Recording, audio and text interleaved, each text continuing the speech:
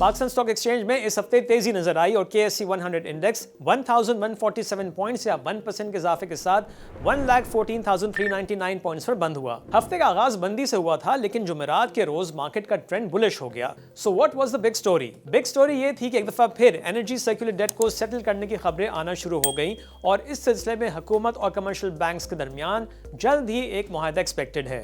इस खबर से एनर्जी स्टॉक्स में तेजी हुई, जिनमें PSO, PPL, OGDC और सुई कंपनीज नुमाया रहीं। इसके अलावा फरवरी 2025 में इन्फ्लेशन या महंगाई की शरह 1.5% रही, जो 9.5 साल की कम तरीन सतह है। और इस तरह माली साल 2025 के पहले 8 माह में एवरेज इन्फ्लेशन 5.85% पर आ गई है, जो पिछले साल के इसी अरसे में 27.96% थी। फरवरी 2025 में तिजारती खसारा $2.29 बिलियन रहा, जो फरवरी 2024 के मुकाबले में 33% ज्यादा है। जनवरी 2025 के मुकाबले में फरवरी 2025 में इंपोर्ट्स 10% कम होकर $4.73 बिलियन रहीं। इसी तरह जनवरी 2025 के मुकाबले में फरवरी 2025 में एक्सपोर्ट्स 17% कम होकर $2.43 बिलियन रहीं।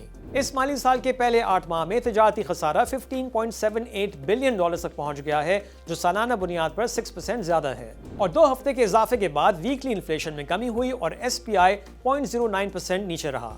एनर्जी सर्कुलर डेट को सेटल करने की खबर पर हम तफसील से बात करेंगे शंकर तलरेजा से, जो डायरेक्टर रिसर्च हैं टॉप लाइन सिक्योरिटीज के। Shankar, welcome to the show. Thank you so much Shuja for having me. Shankar, market कुछ अरसे से ट्रिगर की तलाश में थी और इस हफ्ते सर्कुलर डेट सेटल करने की खबर ट्रिगर साबित हुई। ये बताएं कि इस प्लान की क्या तफसीलात हैं और ये एनर्जी स्टॉक्स के लिए कितना पॉजिटिव होगा? देखिए, ये खबर बिल्कुल आपकी सही है, क्योंकि हमने अभी इस पर रिपोर्ट भी की थी। एक्चुअली कल मीटिंग जो हुई थी, जिसमें बैंक्स के प्रेसिडेंट्स ने भी अटेंड किया था, वो बेसिकली देखें जो ओवरऑल डील का स्ट्रक्चर इस तरह से है कि 1250 अरब का लोन जो है गवर्नमेंट रेस करना चाह रही है और उस जो रेस्ड अमाउंट से जो है जो सर्कुलर डेट है वो रिटायर करना चाह रही है। अब देखें, इसके 2 एंगल्स हैं।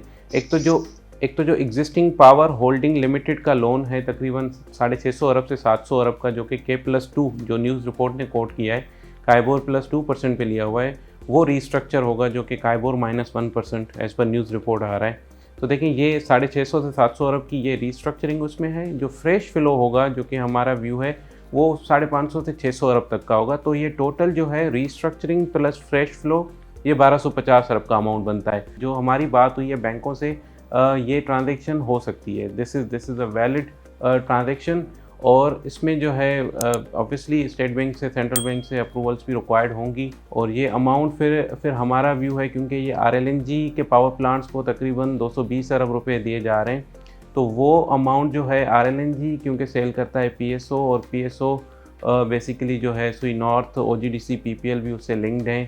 तो ये सुई नॉर्थ के थ्रू पेमेंट फ़्लो होगी या सुई साउथ के थ्रू पेमेंट फ़्लो होगी टुवर्ड्स द PSO, और PSO, OGDC और PPL को, 3 कंपनीज़ को बेसिकली, और उसमें से मारी का भी पोर्शन आ सकता है, बट अगेन वो पावर सेक्टर से ज़्यादा अफिलिएटेड हैं रेदर देन गैस सेक्टर। इससे लिस्टेड कंपनीज़ को फ़ायदा होगा, उनके कैश फ्लो स्ट्रॉन्ग होंगे। हमने देखा है पिछले 3-4 साल में, जब से सर्कुलर डेट का इशू है, तो कोई बड़ी डिस्कवरी हमने नहीं देखी, कोई बड़ी ड्रिलिंग भी नहीं देखी। तो इस पैसे से जो है अगर E&P कंपनीज़ को अमाउंट मिलता है, तो वो अपनी ड्रिलिंग में ये स्पेंड कर सकते हैं। और in the case of PSO 350 अरब तक का इनका लोन है बैलेंस शीट पे, वो भी जो है बेसिकली रिटायरमेंट के लिए यूज़ हो सकता है, जो जैसे PSO को अमाउंट मिलेगा। तो ये ओवरऑल पॉजिटिविटीज़ हैं with regards to the sector. अच्छा शंकर, ये र्यूमर्स भी हैं कि ये प्लान IMF को प्रेजेंट किया जा चुका है, तो क्या हम सेफली अज्यूम कर सकते हैं कि इस प्लान को IMF की अप्रूवल हासिल है? देखिए, मेरा ख्याल है क्योंकि IMF को सर्कुलर डेट से रिलेटेड प्रॉपर अपडेट किया जाता है, सर्कुलर डेट मैनेजमेंट प्लान भी उन्हीं की कंडीशंस पे बनता है, तो आई थिंक इसमें IMF की अप्रूवल भी रिक्वायर्ड होगी या उनको इन्फॉर्म किया जाएगा। आई थिंक जब सारी पार्टीज़ ऑन बोर्ड होंगी इंक्लूडिंग IMF, तो ही ये ट्रांजेक्शन आगे चलेगी।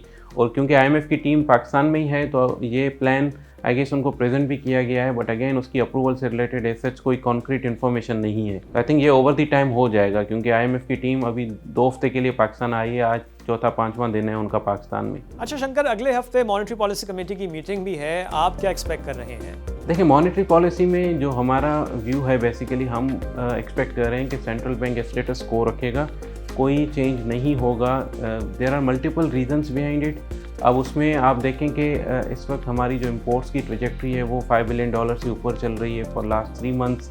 और हम देख रहे हैं कि हमारी रिज़र्व्स के ऊपर भी जो है थोड़ा बहुत प्रेशर आया था पिछले कुछ हफ्तों में, कंटिन्यूसली डाउन जा रहे थे रीपेमेंट्स की वजह से। और हम ये भी देख रहे हैं कि अब जो नेक्स्ट ईयर की इन्फ्लेशन है, अभी तक की जो एवरेज हमारे एस्टिमेट बन रहे हैं वो 8 से 9% तक बन रहे हैं। तो वो बेसिकली देखें, और बजटरी मेजर्स भी हमारे सामने हैं, IMF भी पाकिस्तान में है। अगर एडिशनल टैक्स रेवेन्यू मेजर्स लिए जाते हैं इस शॉर्टफॉल को अरेस्ट करने के लिए या may be in the next budget, तो वो चीज़ भी जो है अकाउंट फॉर की जाएगी from the inflationary point of view. तो अगर 8-9% इन्फ्लेशन क्लॉक इन होती है नेक्स्ट ईयर और हम अभी 12% पॉलिसी रेट पे बैठे हुए हैं, तो ये स्प्रेड बनता है real rate of around 300 to 400 basis point. 100 basis point की जगह है, ये हमारा व्यू है कि 100 बेसिस पॉइंट कम हो सकता है, बट हमारा ये व्यू है कि अभी स्टेटस को होगा और मे बी जो है डाउन द रोड जैसे बजट के नंबर या IMF रिव्यू हो जाता है, उन चीज़ों की एनालिसिस के बाद सेंट्रल बैंक जो है 100 बेसिस पॉइंट फर्दर कट करे। बट एज ऑफ नाउ हमारा व्यू स्टेटस को होगा बेस्ड ऑन द रीजंस जो मैंने आपको अभी बताया। अच्छा शंकर, IMF रिव्यू के सक्सेसफुल कंक्लूजन के बाद आप मार्केट को कैसा देखते हैं? हमने देखा है 150-200% मार्केट, 150% का रिटर्न मार्केट ने बनाया है। स्टिल जो है हम 5.5 पे ट्रेड कर रहे हैं, बट अगेन 7 टाइम्स तक पहुंचने के लिए सक्सेसफुल IMF रिव्यूज़ का बहुत बड़ा रोल होगा, क्योंकि इससे इन्वेस्टर कॉन्फिडेंस जो है ना सिर्फ लोकल इन्वेस्टर्स का बट फॉरेन इन्वेस्टर्स का भी बढ़ता है, क्योंकि एक फिस्कल स्टेबिलिटी, एक फाइनेंशियल डिसिप्लिन जो है कंट्री में देख रहे होते हैं इन द IMF प्रोग्राम। तो उससे बजाय यही लगता है कि IMF के रिव्यू का एक बहुत बड़ा रोल होगा। अगर टाइमली कंप्लीट होता है, सक्सेसफुली कंप्लीट होता है, तो मार्केट में जो है एक मोमेंटम हम कंटिन्यू देखेंगे और मल्टीपल भी जो हमारा री रेट हो जाएगा to the historical numbers. Okay Shankar, आपका बहुत शुक्रिया। Thank you Shuja, thank you for having me. और अब नजर डालते हैं अगले हफ्ते के इंपॉर्टेंट इवेंट्स पर। मंडे को मॉनेटरी पॉलिसी कमेटी की मीटिंग है और इस दिन रेमिटेंसेस के भी नंबर्स जारी किए जाएंगे। ट्यूसडे को ऑटो सेल्स का डेटा, थर्सडे को फॉरेक्स रिजर्व्स और जुमे को वीकली इन्फ्लेशन का डेटा जारी किया जाएगा। और अब इस हफ्ते के टॉप 5 गेनर्स। इस हफ्ते गनी ग्लास की शेयर प्राइस में सबसे ज़्यादा इजाफा हुआ जो 17.1% रहा। तारिक ग्लास की शेयर प्राइस में 13.9% इजाफा हुआ। फौजी सीमेंट 13.8%। PSO की शेयर प्राइस में 10.7% इजाफा हुआ और पायनियर सीमेंट की शेयर प्राइस में इस हफ्ते 10% का इजाफा हुआ। और अब इस हफ्ते के टॉप 5 लूजर्स। इस हफ्ते सबसे ज़्यादा कमी महमूद टेक्सटाइल की शेयर प्राइस में हुई और ये 23.1% नीचे रहा। पाक गल्फ लीजिंग 11.1%, एंग्रो होल्डिंग्स की शेयर प्राइस में 7.6% कमी हुई। JDW शुगर 5.9% और मरी ब्रूरी की शेयर प्राइस में इस हफ्ते 5.5% की कमी हुई। और ये था इस हफ्ते का stock watch. Have a nice weekend. खुदा हाफिज।